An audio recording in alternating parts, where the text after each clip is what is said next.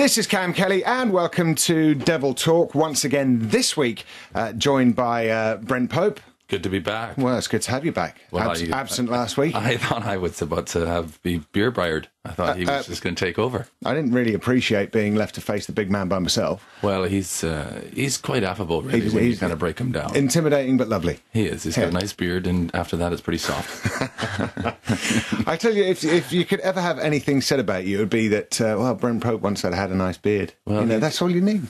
You know what? Actually, someone in the pub the other night said about Max Beerbride, said, that guy looks like a character. And I said, I'm not sure what defines looking like a character, but he's got it. He really has. Anyway, you know what? He had his moment last week. He had his moment. This week, it's all about Phil Hill, Cardiff's very own Phil Hill. Morning. Morning, good afternoon, good evening, whenever it is that people are listening to this. Around the world. Around the world. How are you, Phil Hill? I'm good. Really good, yeah. Do you know, because how many Canadians would you say that you are in contact with on a daily basis? Right now, probably 10. Probably 11, 10. Because when you said hello there, good morning, and you had a little Canadian twang. Oh, don't say that. Yeah, you're losing the Cardiff. You're losing the diff. Oh, that's not good. Well, he's from Dennis Powis. He's not quite from Cardiff, so he's got a little bit of that posh twang as it is. He's still losing. He's still losing the Dennis. That's not good. That's not good. It is. It's in the O's and the R's. We are going to listen out throughout this. I've got a piece of paper in front of me. I'm going to be keeping a tally of how many times you say "a" at the end of a sentence. All right. A. I'll try and remember that. I think it's the connection of the words, the non-sort of separation of the words suggests that there's a Canadian mumble. I think we need you to spend a little bit more time. I think the Cardiff boys should probably make an effort to spend 3 or 4 days or nights a week. It's not easy. In the valleys. And camping in the Brecons. Yeah. My only Welsh guys are Sam Smith and Stevie Lyle and... Yeah. You need to. It's not easy. You need to sit down of an evening and just work on your pronunciation. Give each other elocution lessons, and never ever think there's a bad time to refer to someone as bra. All right? Oh, no, never ever. Or but. Phil Hill, how are we doing? Doing good. Yeah, we haven't been on the ice this week yet because they're relaying it and repainting it. So we've had a week in the gym, and we had the team bonding day on Monday. So what does a team bonding day consist of? Well, they put Max in charge of it this year, so we went bowling for most of the day and then popped into the casino and into town for a bit and just mingled with the new guys and just got to know everyone just away from the rink. Tell me this, out of all the Cardiff Devils, who was the best bowler? Who won? Probably between Brad Voth and Ben Davis, actually. Okay, all right. So, wow. Yeah, I mean, that big complete. Because if you put all the Cardiff Devils in order of size, Ben would be at one end, and I imagine Voth would be at the other. I'm not sure if he was using the pusher though. So. And putting the barriers up. Okay, and in the casino, who came out cash up? Yeah, that's a good question. Stevie Lyle, actually. Did he? Very well, but yeah. He looks the kind, doesn't he? Unassuming. He's a poker man. Okay. And how did you fare up in the casino? Not too good. Not too well at all. Trying to stay away from it. We won't dwell on that. Last season was a particularly good season for you.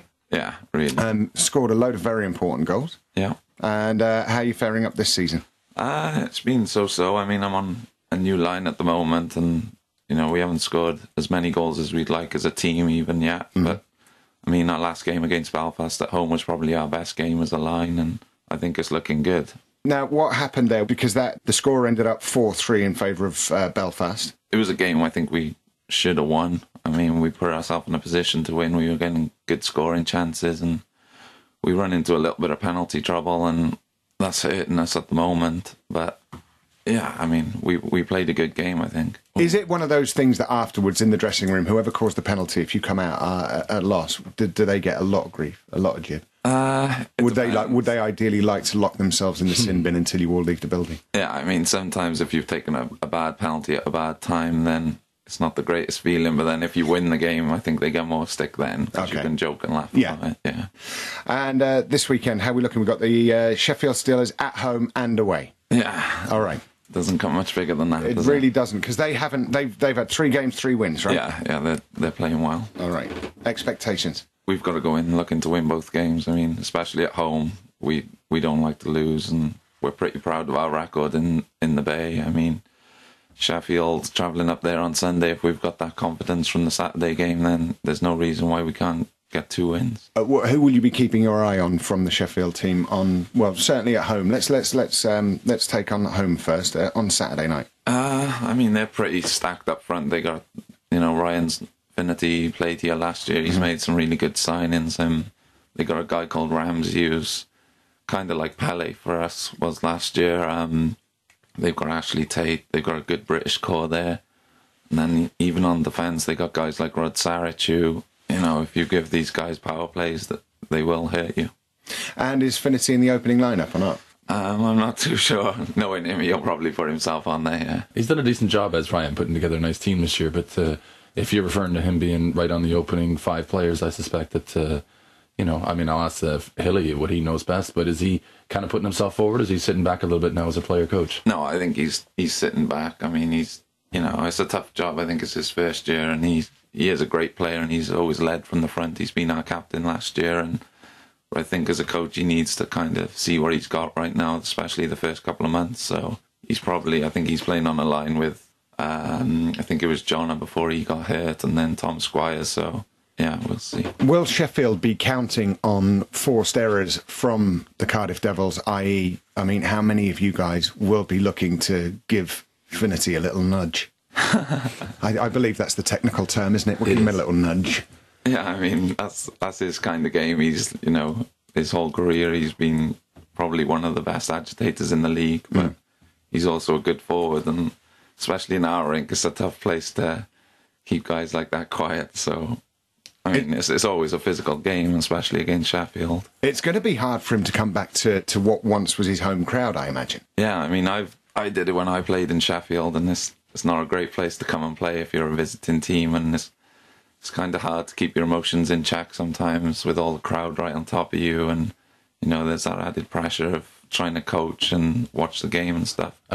Sorry, Hilly, I think we had that festival hockey there 3 weeks ago, and so Sheffield did come down here, but it was an exhibition match at the time, so I think Ryan was able to kind of have his first taste coming back to Cardiff be a little bit under the radar, because we were just glad to have that first weekend started, and that was the end of August. But I think now that we're in the league season, and the pressure starts to be squarely on the coaches and on the teams to start to perform, I think it's a different prospect, and I think our fans will be ready to go, and I think it'll be a good crowd, and I think Ryan Finity will have his hands full here in Cardiff to make sure he can sort of direct his team as a coach and also perform to a level that he wants to as well. But he's a gamer, he's the kind of guy that I think will rise to that occasion, so it'll make for an interesting night as to how well we can manage that and get the performance we need and hopefully the 2 points we need. Out of the 3 games that the Steelers have already played and won, what part has Finity played in that? Do we know? Yeah, he's been getting a few points, and from what I've heard, he's playing well, and he's a good player. There's no doubts about that. Most teams in the league would try and sign him every year. And will you, just quickly actually, you said when you played for Sheffield, when you go up to Sheffield, do you get a fair bit of abuse from the home crowd? It's not so bad. I've always had a pretty good relationship with them, but it's a totally different arena in Sheffield. It's like an 8,000 compared to coming into Cardiff. The fans are right on top of you. It's a small ice pad. Yeah. There's a lot more confrontation. Because of the closeness of the Cardiff Bay Arena, I think, would we say it's a little bit more intimidating? Oh, 100%. Yeah. Okay. And it's certainly more intimate. You get wrapped up into things with our fans here in Cardiff with just sort of, repartee back and forth or talking, or one of our fans sort of letting you know what they think. And you can't help but sort of get locked into it, unfortunately, here in Cardiff. So that can be an asset for us. Sometimes it can maybe be a distraction, but it certainly makes a more pressurized environment for the opposing teams. I have to say, I actually think the home fans are some of the loudest that I've ever heard. Bearing in mind that as the crow flies, I think I probably live about a mile away from the Cardiff Bay Arena. But if I'm not at a game and I'm out in my garden or even in my living room, I can hear the drums and I can hear the chants. I know when we've scored, and I know when a fight's broken out. Yeah, well, it's like a speaker that the Big Blue tent, and actually sometimes I think it's even louder outside because it just sort of amplifies the noise that goes inside. But I think last week, the Belfast game, we got 3 or 4 drummers now. Yeah. And I'm sat down there now because I'm not doing the commentating in the match nights. It's loud. It's real loud, like it's uncomfortable loud even sometimes. And so if it's uncomfortable loud for us as the fans, I'm assuming it's making a whole lot of racket for the opposition too. I have to say, I had my in-laws down last weekend, so I couldn't come to the Belfast match. Yeah. But what does make it worse is because I do live within earshot. is hearing everything that's going on, and they're talking to me. I'm trying to concentrate on their conversation, but I can hear everything that's going on, thinking, yeah, I kind of wish I was there, really. Well, did you hear a lot of referee whistles? No, do you know, I can't hear the whistles, but I can hear pretty much everything else. I can't hear the actual hits. There was a lot of those. I can't hear the actual hits when someone breaks a hockey stick round another one's head. Do you set yourself personal goals? Not really. Not on specific games, anyway. I mean, at the end of the season, I set myself targets where I think I should be. Not really specific targets, but then the coach will tell you kind of what he expects, and you know. Did you meet or exceed your target for last season? Probably just under, if I'm honest. Right. But okay. When you're playing on a team that's as successful as we were last year, that kind of goes out the window, I think. Well, record-breaking team. Would we say that the Cardiff Devils at the moment, the only record-breaking team actually in the Elite League?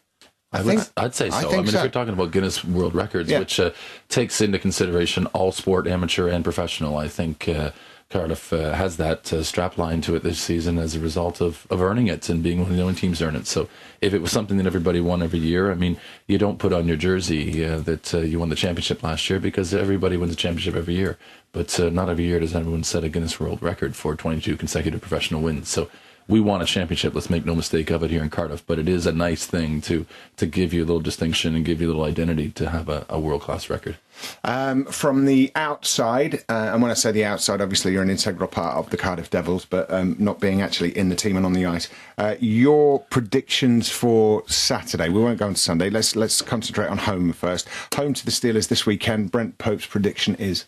I think they got their hands full without being on the ice this week, but I think if the guys have had a good bonding this week and they know they've got to tighten up and make sure they make amends for letting the game maybe slip last weekend against Belfast, I think they'll be there to take the points on Saturday. Okay. Phil, are you superstitious? Do you like to make predictions? Or? I'm a little bit superstitious, not to do with predictions, though. Have you got a prediction for this weekend? I mean, I definitely think we need to come out with at least one win, whether it's on the Saturday or the Sunday. I think, you know, it is a big weekend, like Brent said. Well, they've had 3 wins out of 3 so far. Let's hope come Monday morning that the Sheffield Steelers have only had 3 wins out of 5 games. Good luck to you and the rest of the team for this weekend. Thank you. Cheers, Cam.